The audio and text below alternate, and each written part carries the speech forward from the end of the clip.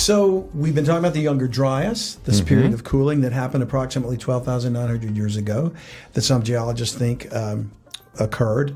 It resulted in widespread flooding that I believe was global. Some argue that it was, some say that it wasn't. There are two links to two short videos to introduce you to the idea if you're unfamiliar with the Younger Dryas, with a pro and con perspective of what may have caused it. Secular, there's nothing religious about them, nothing Bible about them. But we're diving into the Bible because we're looking for evidence in the Bible that it did occur. And was it the flood of Noah, which we've determined it was not. Yeah. And we think it was the flood of Genesis 1, verse 2, which many argue that didn't happen. We don't think there was such a thing. But everything about the verses of Scripture, the words in Hebrew, that's why we're diving into some of the Hebrew alphabet in some of this stuff, because we're seeing all the evidences there pointing to a cataclysmic event, which really was God's wrath poured out on an angelic civilization on this planet because of a rebellious cherub named Lucifer.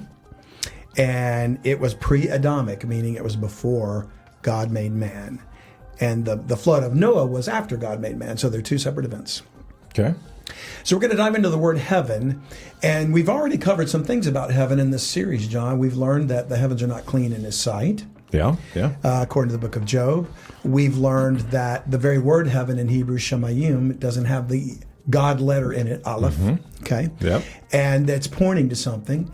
It's plural in Hebrew, but it wasn't translated as heavens in the King James Bible in verse 1 of Genesis because of what we saw later that was formed, and God made a heaven called a firmament, and it separated water from above and water below, and we saw that water is above the second heaven or outer space, and it separates God's throne room, the third heaven.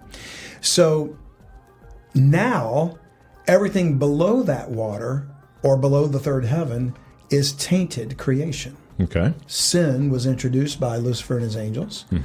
Sin was brought into the dominion of man through Adam and Eve.